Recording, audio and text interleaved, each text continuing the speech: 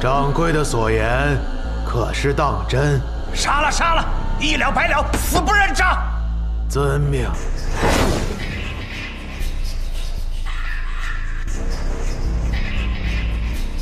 你们二位，就是如今暗河掌权的大家长苏昌河和苏家家主苏沐雨。有趣有趣啊！我知道你们，如今的暗河竟然交给两个无名者掌管，你们是怎么做到的呀？这与我们此行来此，并无任何关系。在我黄泉当铺之地，竟敢如此说话，不愧为当年的魁呀！所谓魁，人中之魁。我们是同路人。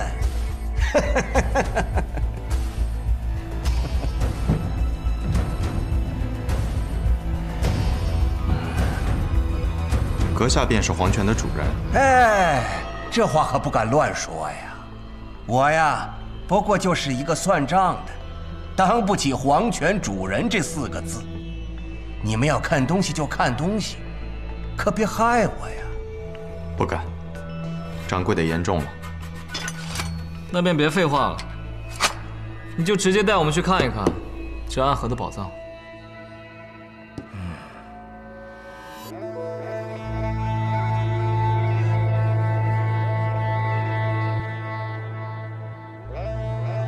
那间院子可很久都没有人进去过了。随我来吧。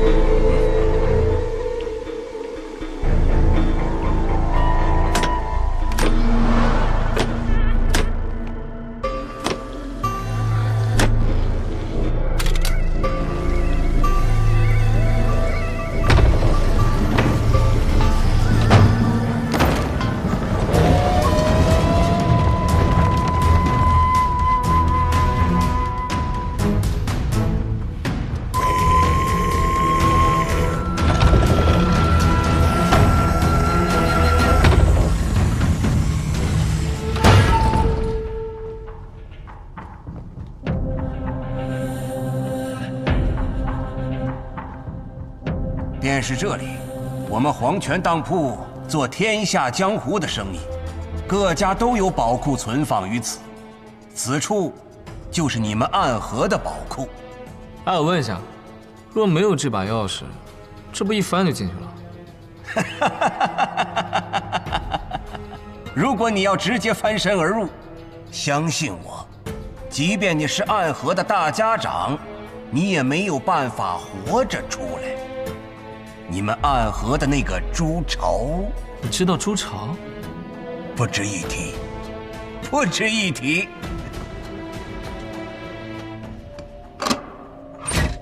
当用这把钥匙打开院门的时候，院子中的那些奇门阵法都会同时撤去。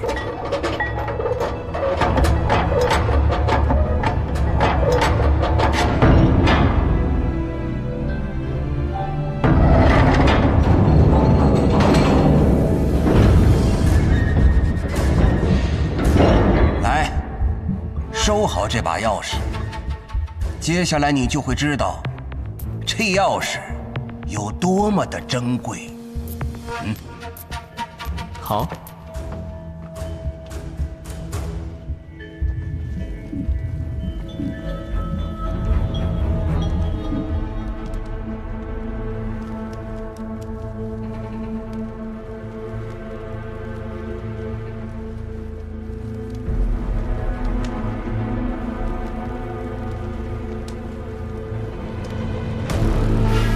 这便是暗河的宝库。首先来点粗俗的。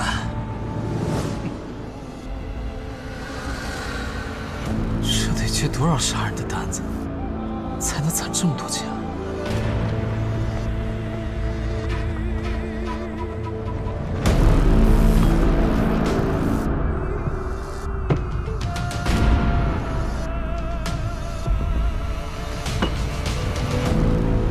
这一屋子的金砖很多吗？你能不能了解一下人间的疾苦啊？我那一屋子的白银，连同那间宅子加起来，都没有这1箱黄金值钱。但这间屋子里有这么多金砖啊！原来如此，暗河将所有的财富都藏于此处了。若以为仅仅只是财富，苏家主，你太小看暗河的先辈们了。跟我来。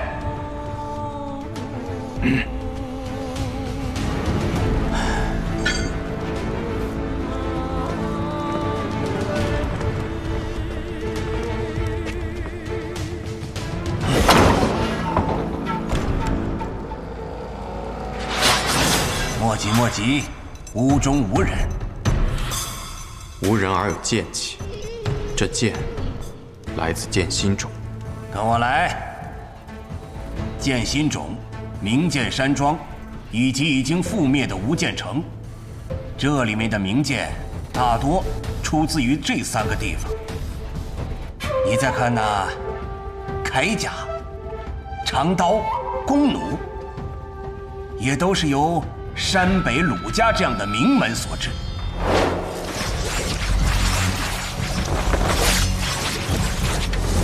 你再看那霸王甲，世间以为只有穆家藏有一具，其实你们暗河有一套一模一样的。这间屋子比方才那屋金砖要值钱。若以金钱的价值来评判，自然比不上那一屋子的金砖。但是这里的兵器，多是有钱也买不到的，其中任何的一样，都值得江湖人抢破脑袋呀！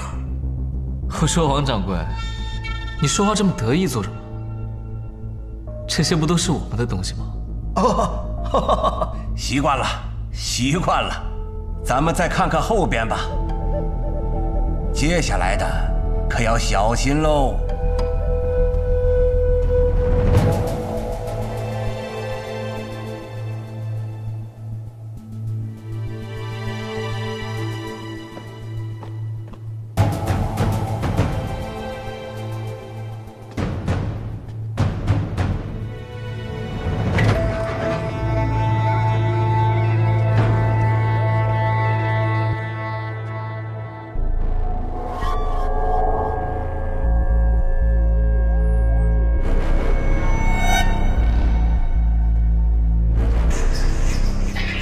我曾与雷门雷千庭一起参与了对抗叶鼎之的围杀之阵，这些名字我都曾听他提起过，都是雷门中最厉害的火药。没想到暗河之中居然藏有雷门的这些事。除了麒麟火牙之外，雷门之中天字级的火药，这间屋子全都装满了，所以打开这道门要格外的小心。它的四面墙，连同这大门，都是以六合精铁所铸，不然的话，里面的火药同时引爆，整个黄泉当铺都将会被夷为平地。接下来的那道门也得小心，因为一不小心，我们3个就交代在这里了。那间屋子里藏满了各种奇毒，里头还有一条是绵蛇王，同时用了温家、唐门等一众独门世家的剧毒来饲养。如今的这条蛇，浑身上下都是无药可治的剧毒，只需一滴它的血，就算是有30年功力的天境高手，也能轻而易举的被放倒。若我没猜错的话，剩下一道门中，应该还藏有各类暗器。你很聪明。若将这些带回暗河，暗河随时便是一支军队，一支全天下最强的军队，所向披靡，神挡杀神。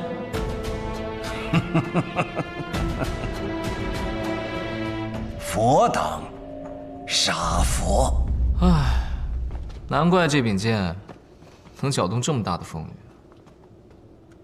可这里是当铺，不是钱庄。聪明。很多人见到这一屋子的财宝，怕是心底里早就荡开了花，谁还会在意那些个细节？既是当铺，那我们必须要付出一些代价，才能得到这些东西。我们的代价是什么？没有任何代价，起码对我黄泉当铺来说，今日不需要。我不信。不必不信，这些东西的代价，其实你们早就开始偿还了。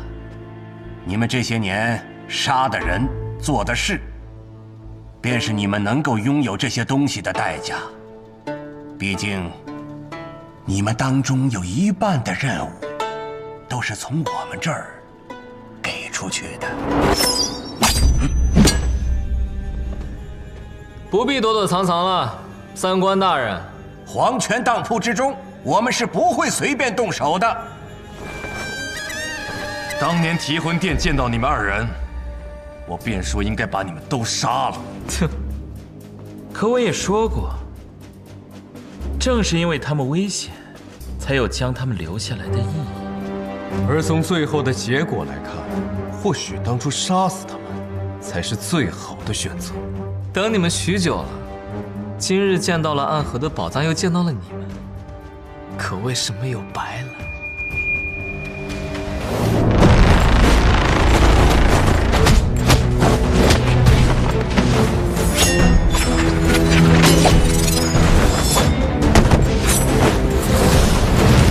夜魔掌，退！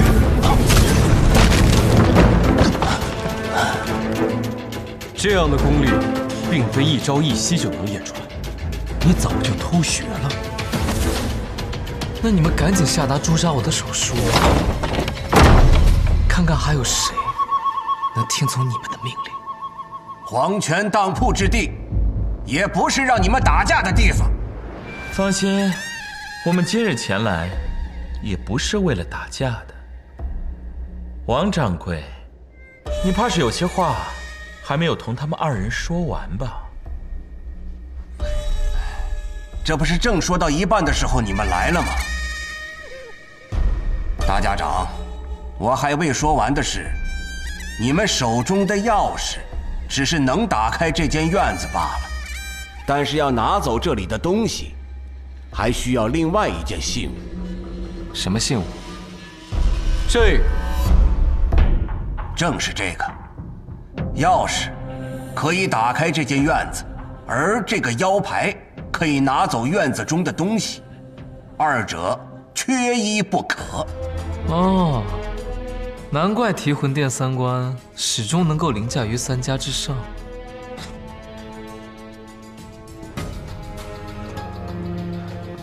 我知道你在想什么。你在想，趁着黄泉当铺来不及反应，就将我们给杀了，然后夺走这块腰牌，亦或是把我们跟王掌柜都杀了。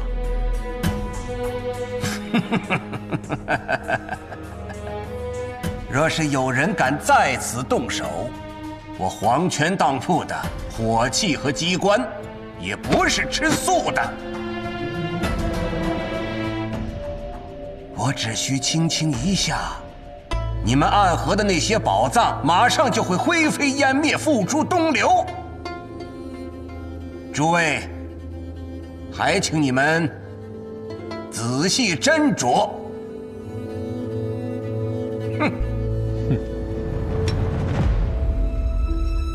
难不成三关已经认可我和苏沐雨来执掌暗河了？你觉得如何？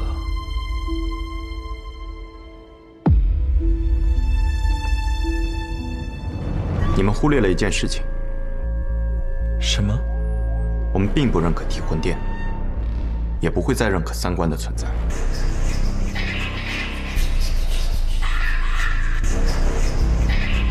新的暗河之中，不会再有你们。唉，看来是我们自作多情了。不过你们是不是把事情想得也太简单了？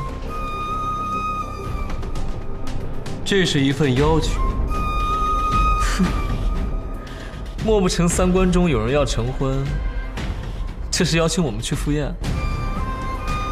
你们说想要一个答案，想要建立一个新的暗河，那么帖子中的那个人，二位需要见一下。我们要建立什么，和其他人无关。天真！只要天启城中的那位愿意，一个念头，就能将这所有的宝藏全都摧毁。想必你们也很需要这些东西吧？你说的那人是谁？所见之人的先祖，在100年之前创立了暗河。至于剩下的，等你们到天启城之后，自然便会知道答案。你就收起你的研魔掌吧，在黄泉当铺杀人，也只有你这样的疯子才想得出。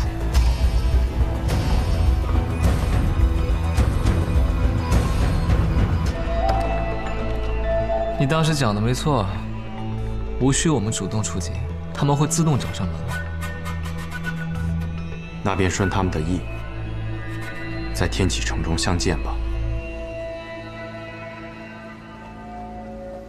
我们现在就回暗河，召集三家家主，带着满门精锐杀去天启吧。谈判？谁和他们谈判？真是可笑。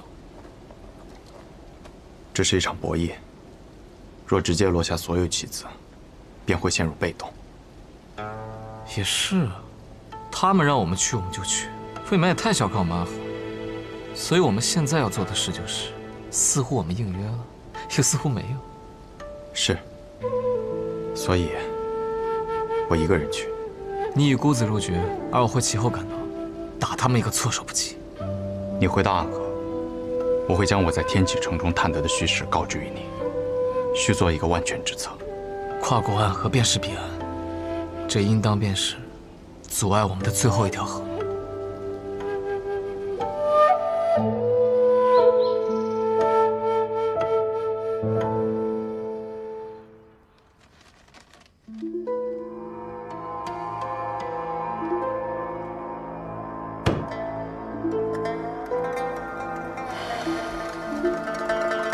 只来了一个人。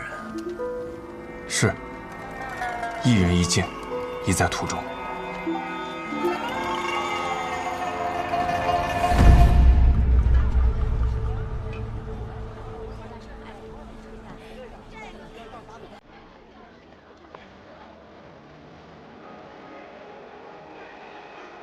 天启城。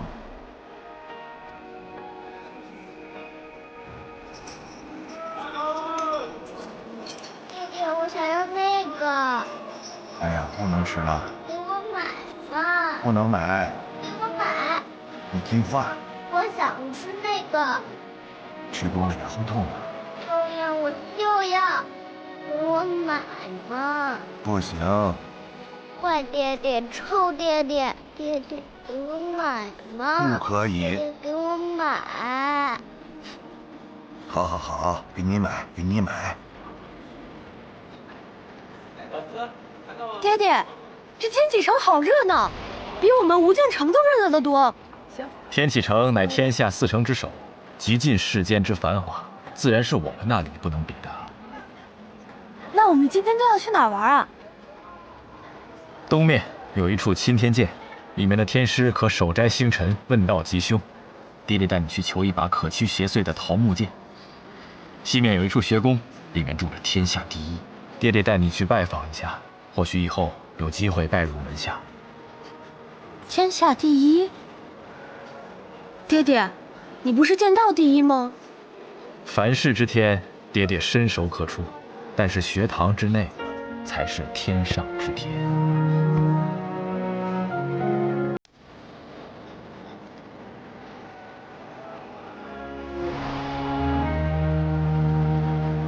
好爹爹，好爹爹，爹爹真好，爹爹真好。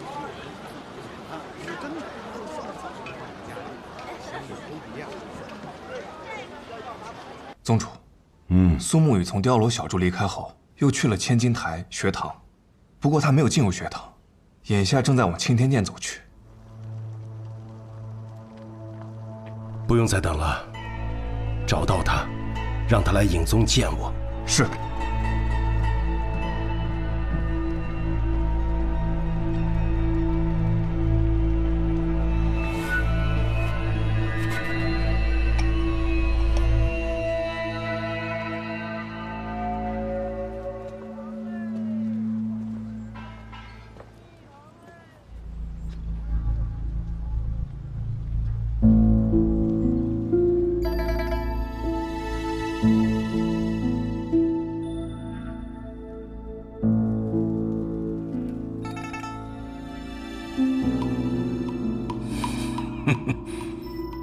暗河的鬼也敢来此处造次。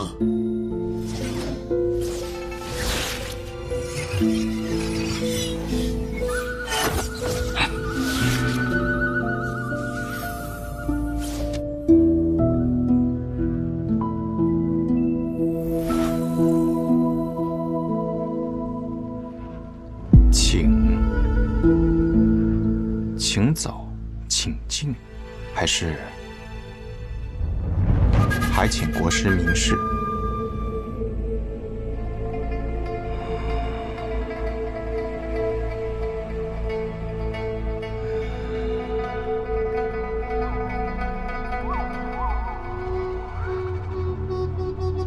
看来国师并不欢迎我啊。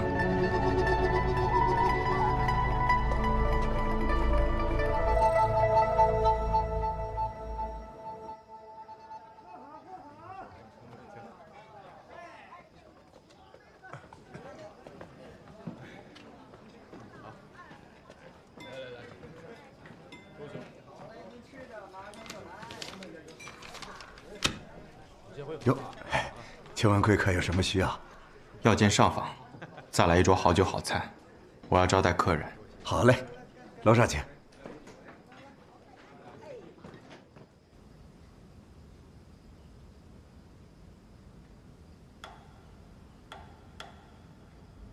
天干物燥，小心火烛。已经很晚了。终于来了。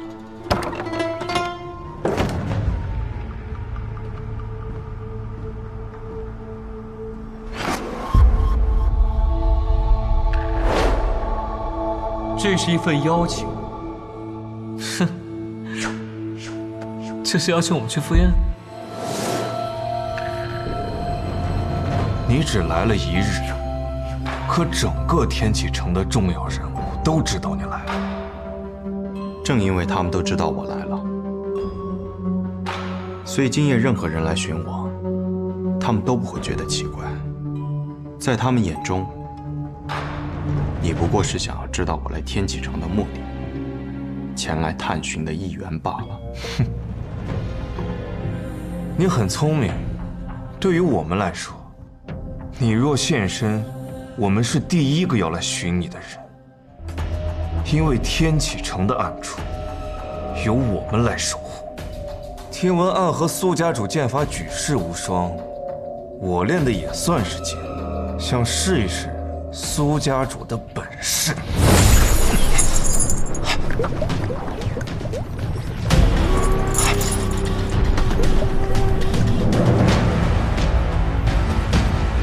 我的剑，不是所有人都有资格试，至少你得在我的面前握住自己的剑。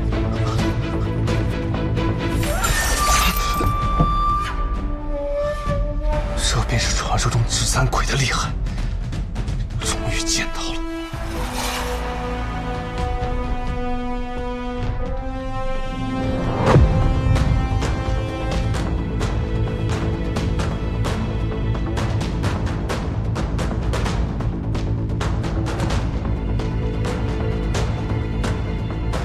天启城影宗第一护卫团，鹰眼，站在暗河背后的是影宗。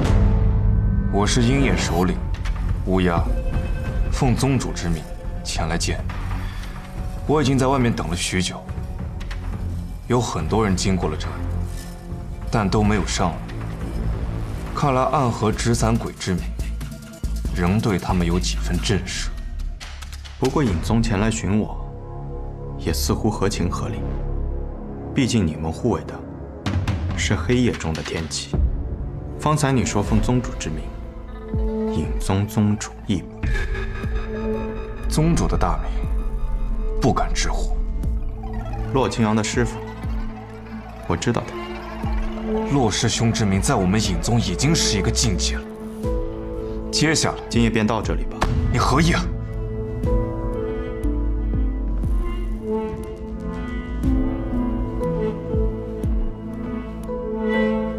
今夜我想知道的，仅仅是你们的身份，至于其他的，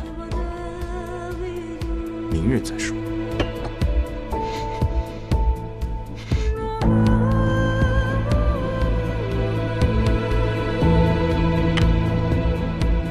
影宗，看来需要欠个人情了。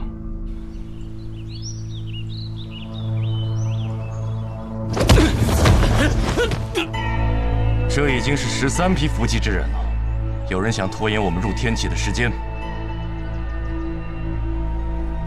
是暗河，我收到传信，苏沐雨已经一人先行入了天启，他应该是趁着我们还未至，另有所图。哼，我早就说过，不要太小瞧暗河。苏昌河和苏沐雨，我可是对战过的，那可是两个了不起的年轻人。如果可以的话，我倒是希望他们两个才是我们的同伴。水官，此言何意啊？天启城的影宗已经没落了，而如今的暗河充满着希望，不是吗？愚蠢！暗河不过是被别人握在手中的剑罢了。行了，速速赶路，今后这样大逆不道的话，切莫乱说。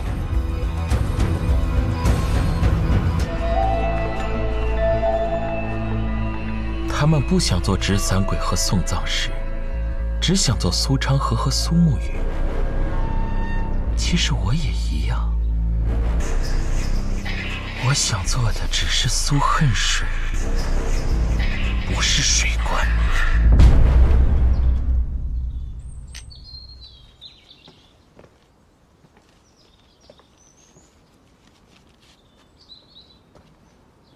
谁传来的信啊？丽丽苏沐雨，喊我去办件事。哦，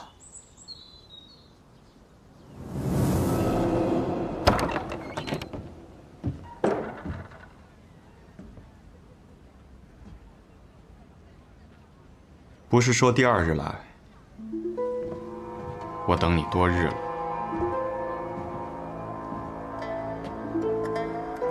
第2日是你们定的，我们想哪一日来，便哪一日来。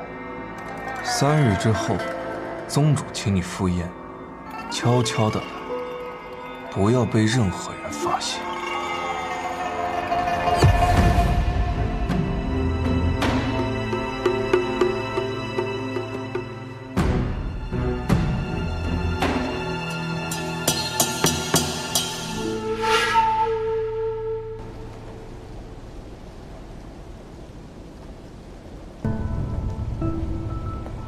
大家长，你带我来这儿做什么呀？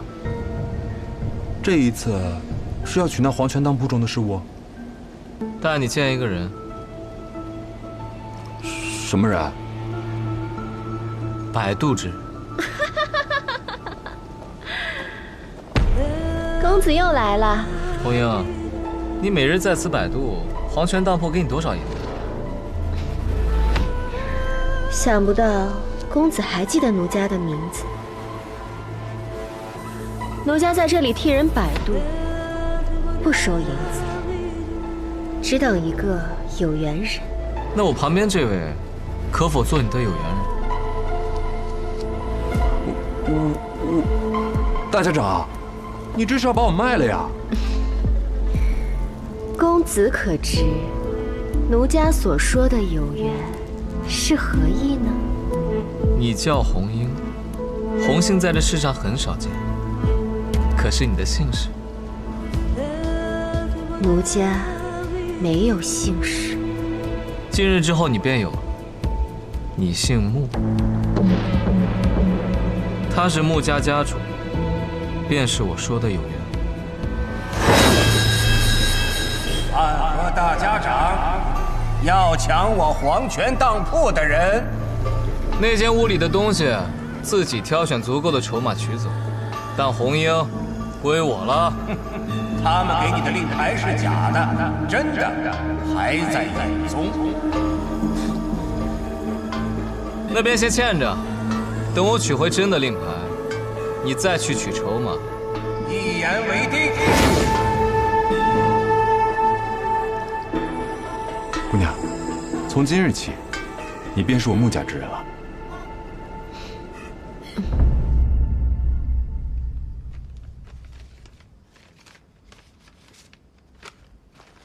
原来英宗的敌营是琅琊王萧若风，他召集的天启寺守护和内卫司夺走了英宗的权力，所以当时英宗给三官下了命令，让大家长亲自出手对付唐阿老爷，也是为了引唐灵月离开天启城，再借我们之手除去唐灵月，替他们抹去一个劲敌。天启城的这趟浑水，比我想象中更麻烦。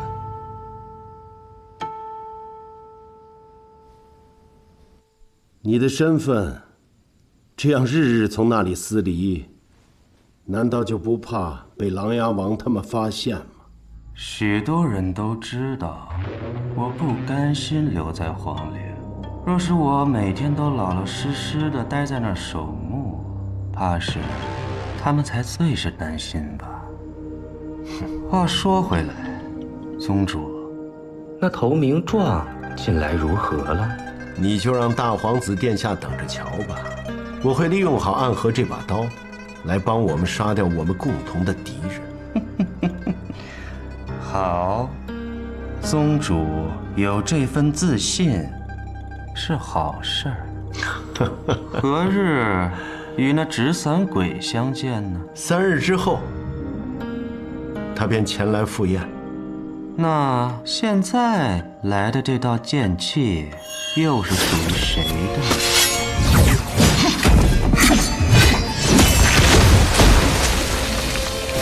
剑气强绝，杀气却是暗藏，一柄凶悍至极，一不留神便会反噬己身的剑。宋宇，你大胆！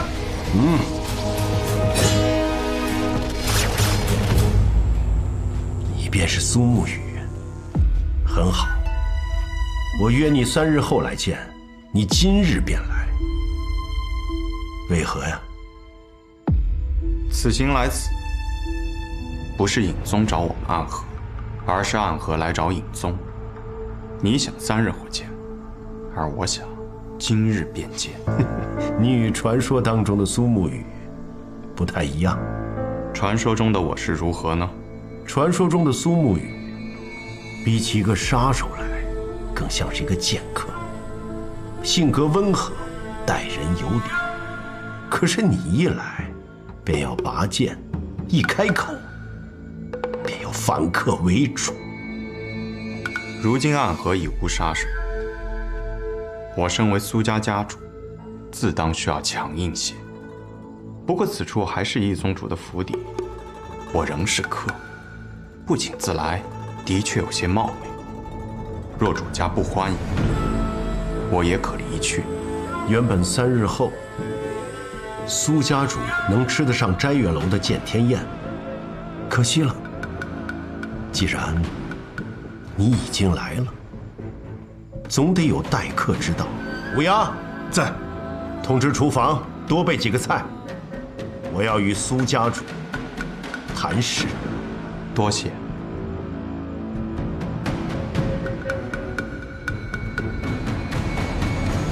来，苏公子，请。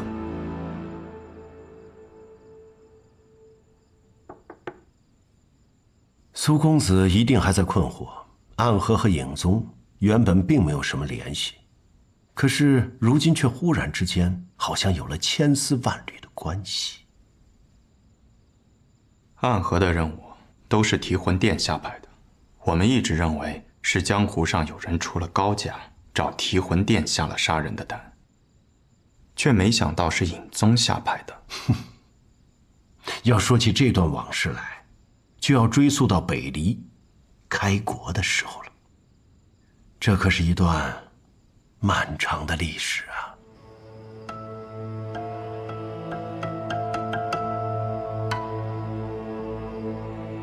可如今执掌暗河的苏昌河，以及我，和几百年前的隐卫团没有任何关系。我知道，你们是无名者，身上流的并不是暗河的血。你错了，如今的我们才是真正的家人，而我们要选择自己的路。还是太年轻了，看来你们什么都不知道。比如说万卷楼。万卷楼，没错，就是万卷楼。暗河几百年来都归属于尹宗，常人无法寻到的暗河的宗门地址，暗河遍布于天下的各大诸朝基地，还有你们的真实身份，你们每个人的武功和弱点，以及画像，都藏于尹宗之内。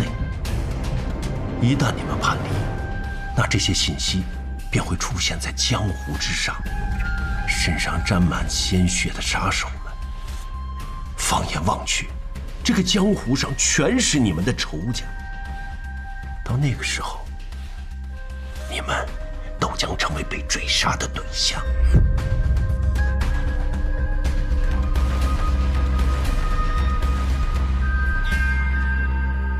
我知道，你们一定会以为，如今的尹宗空占着一个国丈爷的名号，在这天启城之中，早没了当年的威风，连暗河都不如，又有什么资格做暗河的主人呢？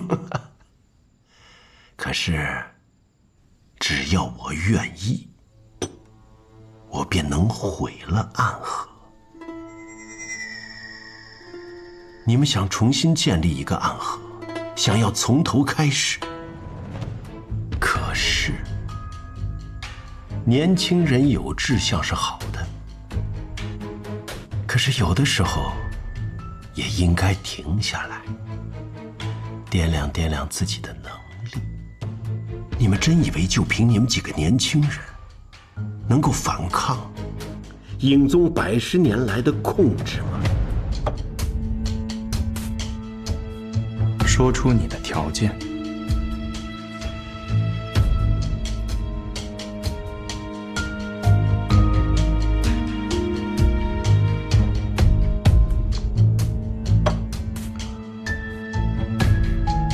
让你们来天启城，是需要你们帮我杀人。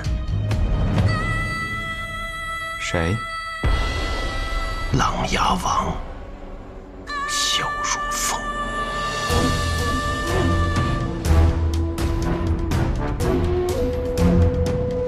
暗河是替萧氏皇族扫平江湖的影子，而影宗，则是暗中护卫天启城的影子。那么天启城中的事，应与暗河无关。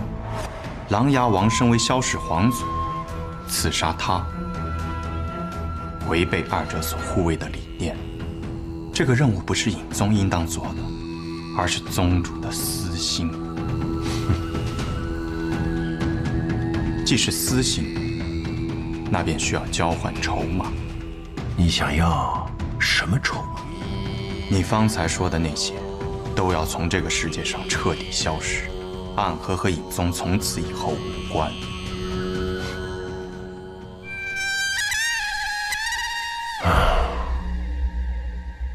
看来今天我们只能谈到这儿。乌鸦，送客。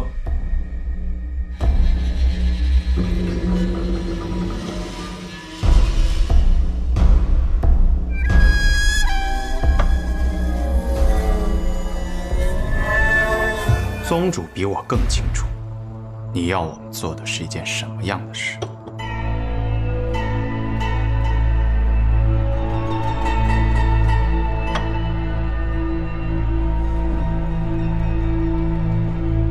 琅琊王是北离军武第一人，朝堂之上，皇帝倒让他3分；江湖之上，他是雪月城城主百里东军的师兄。杀了他，得罪整个天下。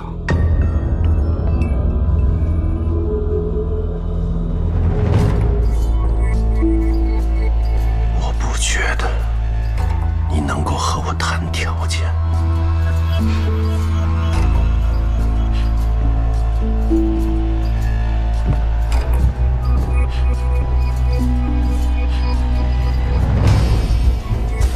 如果关于暗河的消息散布于江湖之上，那么无路可归的我们，会将天启城作为我们的第一站。或许天下人容不下我们，但我们会让影宗从这个世界上彻底消失。